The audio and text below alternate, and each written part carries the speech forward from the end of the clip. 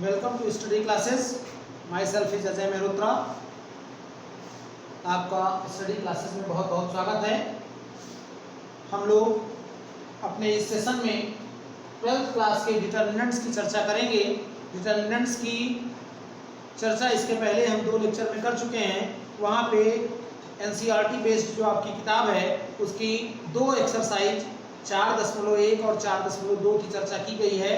हमने जो first lecture था उसमें डिटर्मिनेंट उसका जो एक्सपेंशन है उसकी चर्चा की, उनकी प्रॉपर्टीज की चर्चा की, और जो सेकंड लेक्चर दिया उसमें हमने कुछ प्रॉब्लम्स जो परीक्षा के लिए बहुत महत्वपूर्ण भी हैं और कुछ बड़ी प्रॉब्लम भी हो सकती हैं उनकी भी हमने चर्चा की। और इसी क्रम में आज हम जो आपकी 4.3 एक्सरसाइज है उससे संबंधित कुछ चर्चा करेंगे, जिसमें त्रिभुज के क्षेत्रफल की बात करनी है। त्रिभुज के क्षेत्रफल, अगर कोई त्रिभुज दिया हुआ है, त्रिभुज के शीर्ष दिए हुए हैं, तो उस त्रिभुज के क्षेत्रफल का सूत्र आप पढ़ चुके हैं पिछली कक्षा में। कोऑर्डिनेट में आपने पढ़ा है कि अगर एक ट्रायंगल है ABC, x1 y1 x2 y2 और x3 y3, ये A है, ये B है, ये C है। तो इस तरीके से ABC एक त्रिभुज है और इस त्रिभुज के जो शीर्ष हैं x1 y1 x2 y2 और x3 y3, तो इस त्रिभुज का क्षेत्रफल जो है वो क्षेत्रफल क्या होगा? त्रिभुज का क्षेत्रफल आप फार्मूला पढ़ चुके हैं, 1/2 x1 y2 minus y3 plus x2 y3 minus y1 और plus x3 y1 minus y2।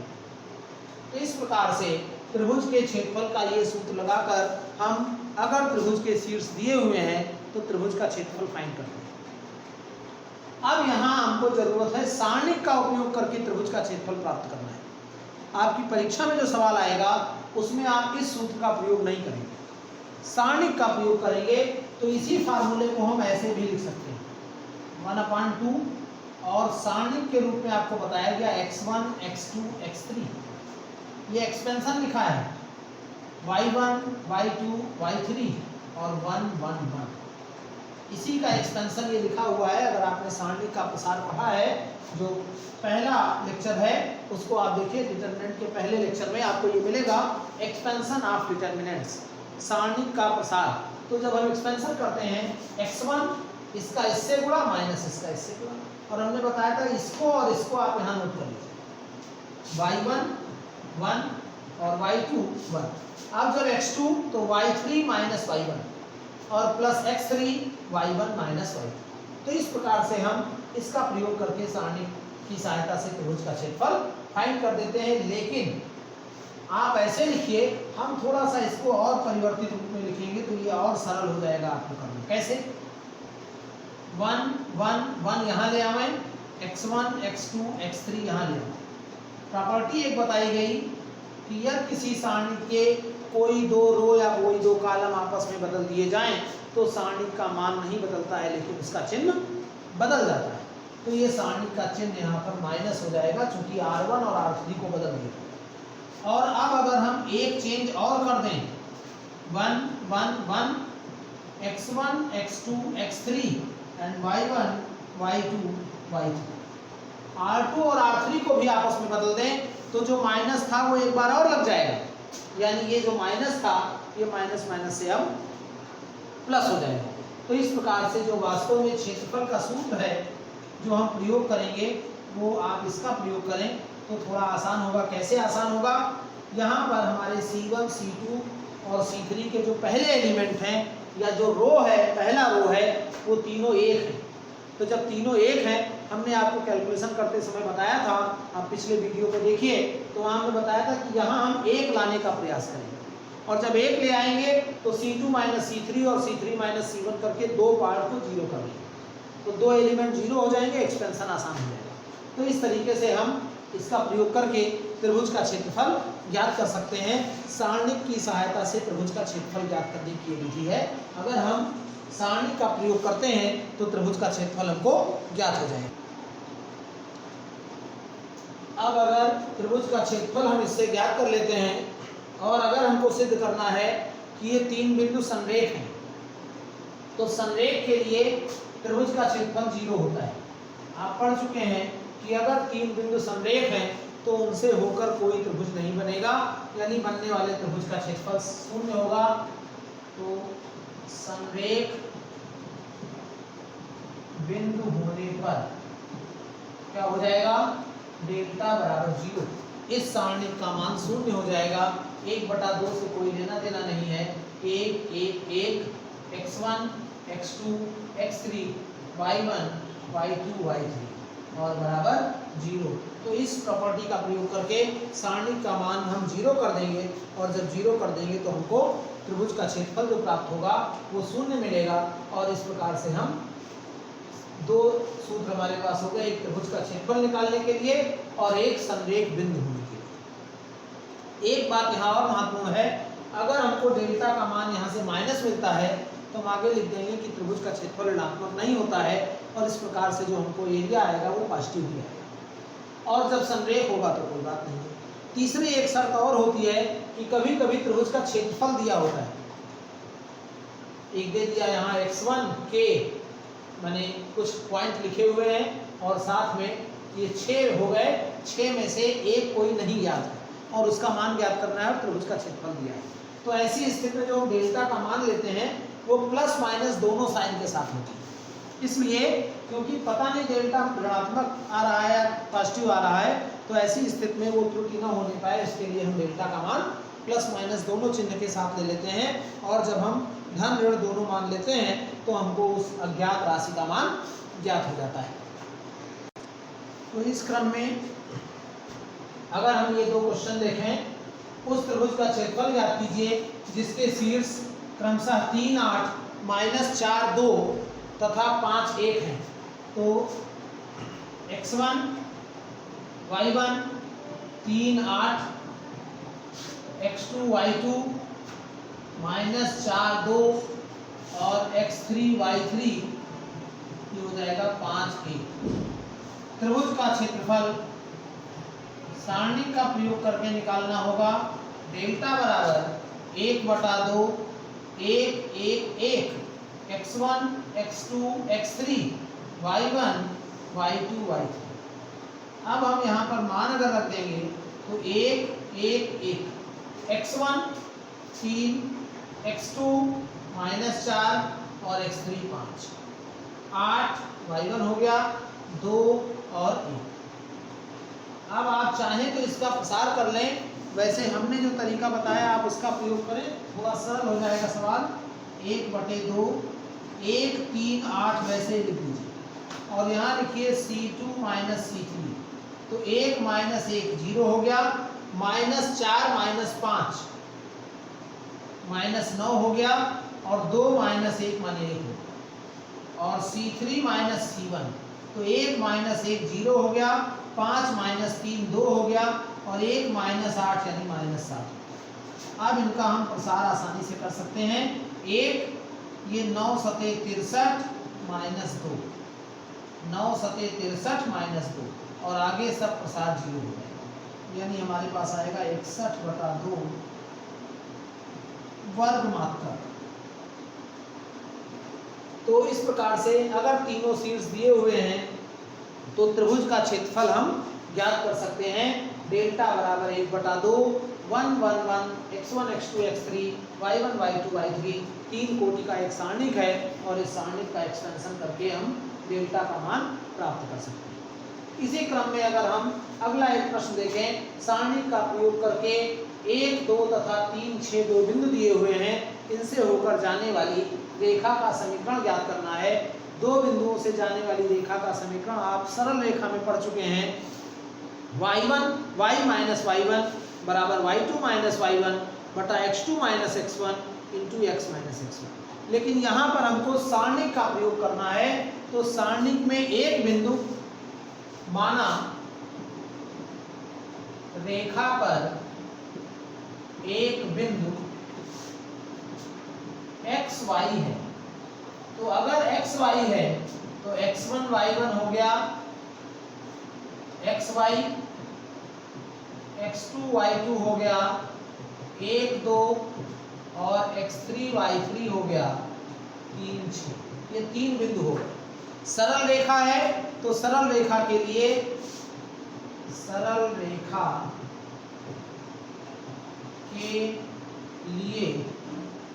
तीनों बिंदु संरेख होंगे।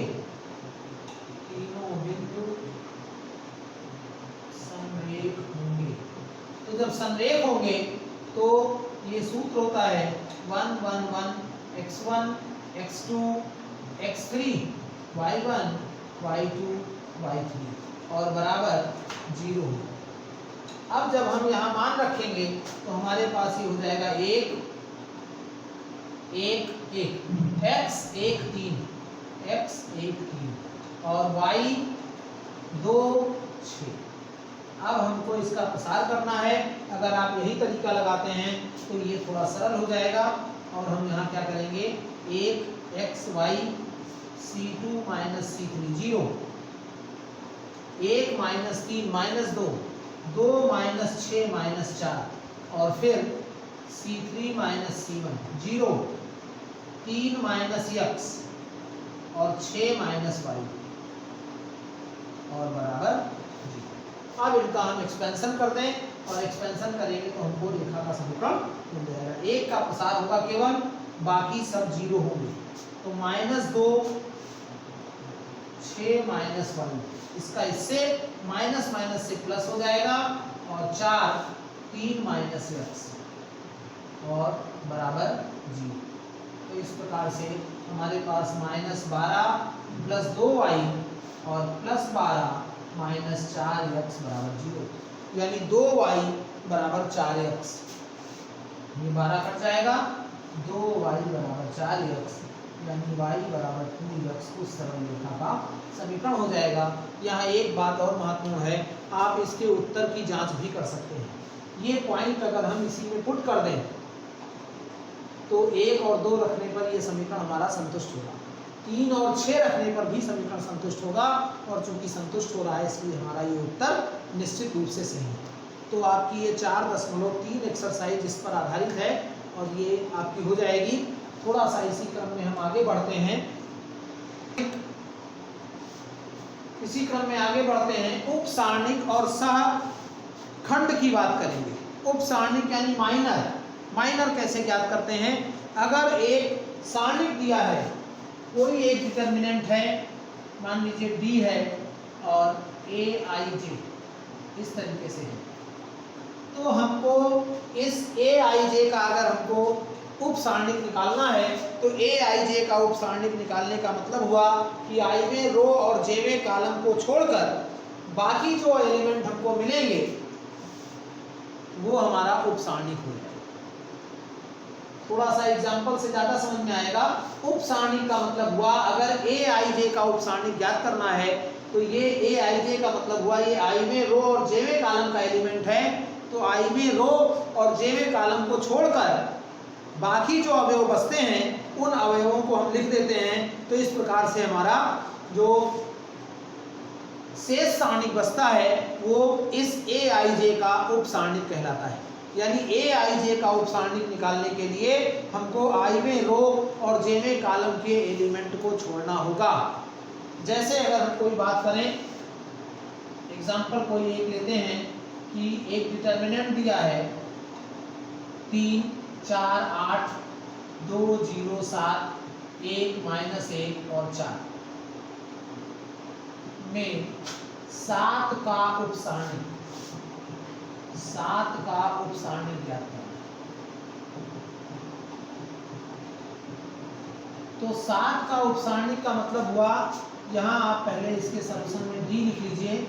d बराबर हो जाएगा 3 2 1 4 0 -1 8 7 4। और इस प्रकार से 7 का उप सारणिक ज्ञात करना है तो 7 कौन सा एलिमेंट है? a11 a12 a13 a21 a22 a23, यानी दूसरे रो और तीसरे कॉलम का अवयव। दूसरा रो ये है और तीसरा कॉलम ये है, दूसरा रो ये है और तीसरा कॉलम ये है। तो हमको दूसरा रो और तीसरा कॉलम छोड़ देना है, माने ये छोड़ देना है। ये हमको छोड़ना, ना इसको लिखना है और ना इसको लिखना है। बाकी क्या बचेगा, ये 4 एलिमेंट हमारे पास बच गए और इन चारों एलिमेंट को हम लिख देंगे और इस प्रकार से जो हमारा एक सारणिक बनेगा 7 का उपसारणिक, 7 का उपसारणिक यानी माइनर ऑफ 7 जब हम लिखेंगे तो ये किसका है, 2 3 का है। Aij इसको हम M23 लिख सकते हैं। M23 क्यों लिखा गया, ये आप पढ़ चुके हैं, A11, A12, A13, A21, A22, A23, A31, A32 और A33। ये एक डिटर्मिनेंट है, मैट्रिक्स फॉर्म में लिखा होता है ये। तो A23 हमको इसी का निकालना है, तो इसका निकालना है, माने A23 का निकालना है, तो इसको हम A23 का निकालना है, इसलिए इसको M23 पढ़ेंगे और इस प्रकार से M23 का मान हो जाएगा हमारे पास 3 4 1 माइनस, और इस प्रकार से -3 हो गया और -4 हो गया, यानी कुल मिला के M23 का मान -7 आ जाएगा। तो जो हमको 7 का उपसारणिक ज्ञात करना था, वो 7 का उपसारणिक -7 हमारा आया। अब इस 7 का सेंस नहीं है कि 7 है इसलिए -7 आया, वो हल करने पर जो भी आएगा, यहाँ 2 लिखा होता तो ये -6 आता, वो तो जैसा क्वेश्चन में होगा उस प्रकार से हम उपसारणिक इसका ज्ञात करेंगे। तो जब हम उपसारणिक ज्ञात कर लेते हैं तो उपसारणिक के साथ सहखंड की बात आती है। सहखंड कैसे ज्ञात करते हैं, उपसारणिक ज्ञात करना अगर आ गया है तो सहखंड भी ज्ञात करना आ जाएगा। देखते हैं, अगर हम एक डिटर्मिनेंट लिखते हैं A11, A12, A13, A21, A22, A23, A31, A32, A33, तो इस प्रकार से इस डिटर्मिनेंट के लिए अगर हम A22 का या किसी भी एलिमेंट का निकालें, अगर A22 का उपसारणिक निकालते हैं, का उपसारणिक, तो इसको लिखते हैं M22, और क्या होगा, ये 1 2 3 4 एलिमेंट, इनको छोड़ दिया जाएगा, यानी A11, A13, A31 और A33, इसको हम कैलकुलेट कर लेंगे तो हमको इसका उपसारणिक मिल जाएगा। अब उपसारणिक के साथ साथ अगर हम इसका उपसारणिक M22 हो गया, अगर सहखंड देखें तो इसका सहखंड क्या होगा, A22 का सहखंड,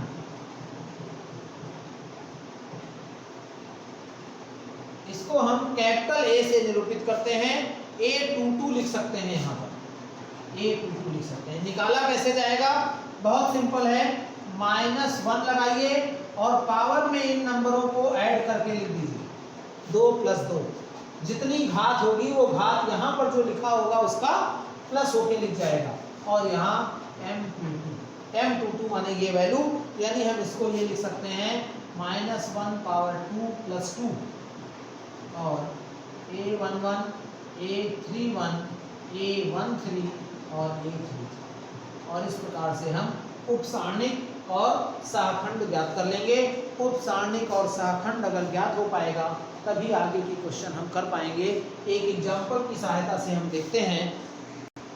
तो ये हमारा क्वेश्चन है, एक सारणिक दिया हुआ है D बराबर 2 - 3 5 6 0 4 1 5 - 7, और इसके लिए हमको उपसारणिक, सभी अवयवों के उपसारणिक और सहखंड ज्ञात करना है।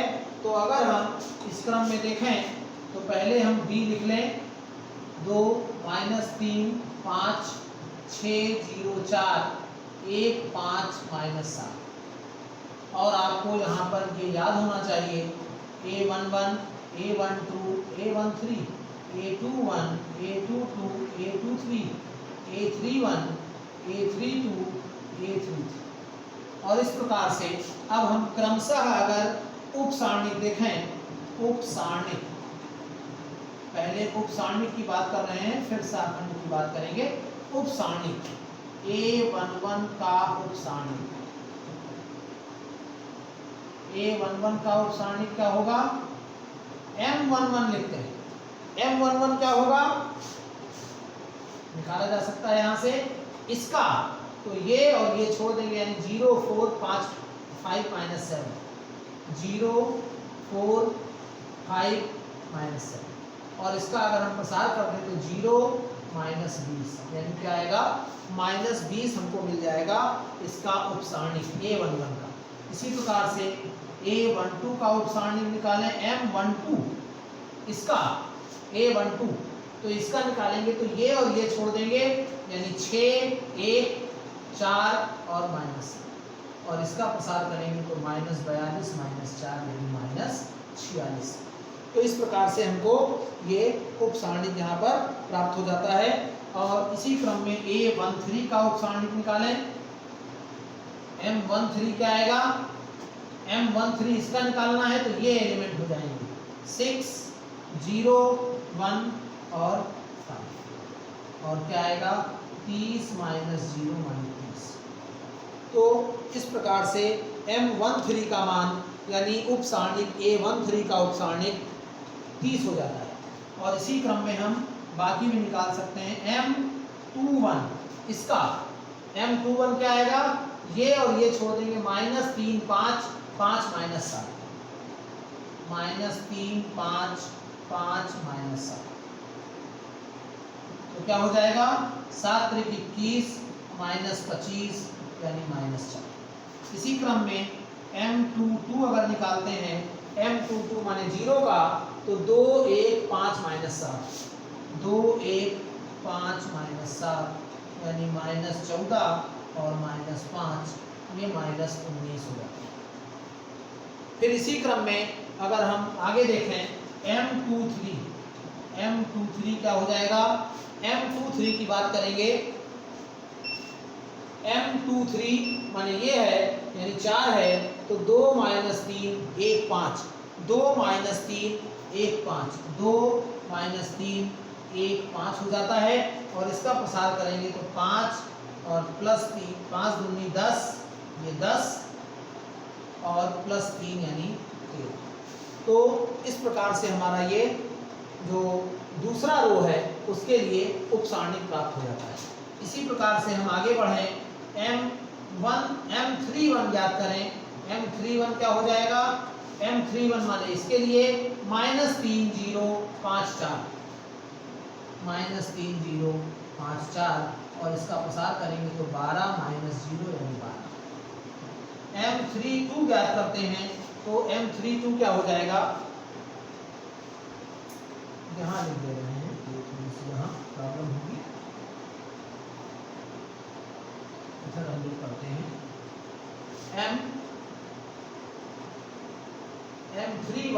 M31 मतलब ये, तो माइनस 3 0 5 4, माइनस 3 0 और 5 4, और ये हो जाएगा माइनस 12 माइनस 0 माने माइनस 12।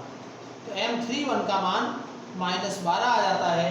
और इसी प्रकार से M32 अगर ज्ञात करते हैं, तो M32 क्या हो जाएगा, M32 माने इसके लिए यानी 2 6 5 4, M32 2 6 5 4, तो ये होगा 4 दूनी 8 और 6 पंचे 30 यानी माइनस 22। और फिर इसी क्रम में अगर हम M33 ज्ञात करते हैं, M33 ज्ञात करते हैं, तो M33 क्या होगा, इसका 2 माइनस 3 6 0, 2 माइनस 3 और 6 0 यानी 0 प्लस 18 यानी 18। तो ये हमारे पास इन सभी अवयवों के उपसारणिक ज्ञात हो जाते हैं। अब हम अगर सहखंड की बात करें,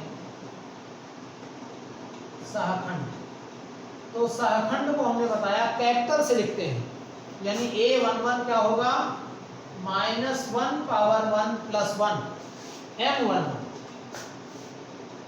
क्यों लिखा गया, -1 की घात, इसी को जोड़कर लिख देंगे, तो जब इसी को जोड़कर लिखेंगे M11 है -20, और -1 की घात जब हम 1 प्लस 1 लिखेंगे तो कोई फर्क नहीं पड़ेगा, यानी हमारे पास आएगा 1 गुणे -20, यानी उत्तर हमको मिल जाएगा -20। इसी प्रकार से A12 निकालें अगर, तो -1 की घात 1 + 2 m12, यानी ये माइनस हो जाएगा और m12 का मान -46 है, तो -46 से जब गुणा करेंगे तो ये 46 होगा। इसी प्रकार से अगर a13 निकालें तो -1 पावर 1 + 3 m13, तो m13 का मान 30 है और ये मान प्लस होगा, यानी ये 30 ही मिलेगा। 30 को जब हम 1 से गुणा करेंगे तो हमको +30 मिलेगा। a31 अगर निकालें, a21 पहले निकालेंगे तो m21 का मान -4 है, -1 की घात 1 2 + 1 और m21, तो माइनस ये हो गया और ये -4 है, यानी माइनस गुणे -4 तो ये +4। a22 निकालें तो -1 पावर 2 + 2 और m22, तो -1 पावर 2 + 2 लेंगे तो प्लस आएगा और m22 का मान हमारे पास -19 है, तो ये -19 होगा। और इसी क्रम में अगर हम आगे देखें a23 निकालते हैं, a23 तो -1 पावर 2 + 3 और m23, तो माइनस और m23 का मान है 13, तो ये -13। इसी प्रकार से अगर हम m31 की बात करें, यानी a31 की बात करें, -1 पावर 3 + 1 m31, तो -1 पावर 3 + 1 यानी प्लस हो जाएगा ये, और ये -12, तो -12। m32 की बात करें, यानी a32 की बात करें, -1 पावर 3 + 2 m32, तो माइनस और यहाँ पर ये है -22, यानी हो जाएगा +22।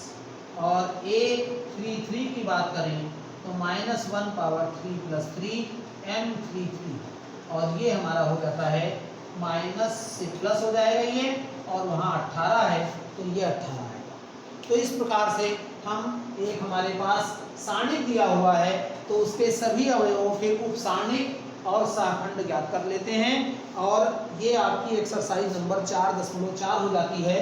तो 4.3 4.4 एनसीईआरटी पर बेस्ड एक्सरसाइज के लिए हमने ये टॉपिक पढ़ा।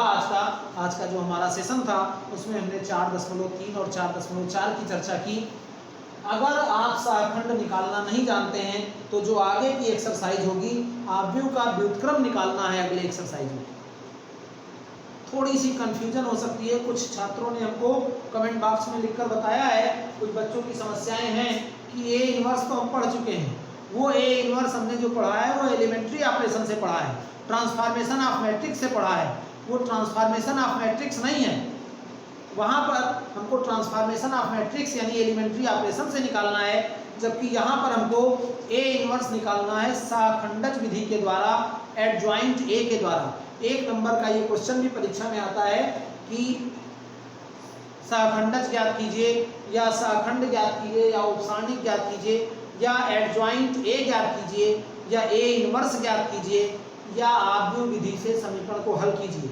तो जब आप ए इनवर्स निकालना जानेंगे एडजॉइंट ए से, तभी आप आव्यूह विधि से समीकरण को हल करना जान पाएंगे।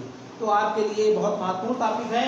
अगर आपको ये नहीं हो पा रहा है तो फिर ए इनवर्स और आव्यूह विधि से समीकरण को हल करना आप नहीं सीख पाएंगे। इसलिए आव्यूह विधि से समीकरण को हल करने के लिए तथा एडजॉइंट ए की सहायता से ए इनवर्स ज्ञात करने के लिए इस टॉपिक का पढ़ना बहुत आवश्यक है, बहुत महत्वपूर्ण टॉपिक हो सकता है। आप इसको जरूर पढ़ लें, और कहीं अगर आपको कोई समस्या हो रही है तो आप कमेंट बॉक्स में अपनी समस्या को लिखें, ताकि हम उसको दूर करने का प्रयास कर सकें। तो ये बात हुई, हम लोग धीरे धीरे अपने सिलेबस पर आगे बढ़ते जा रहे हैं।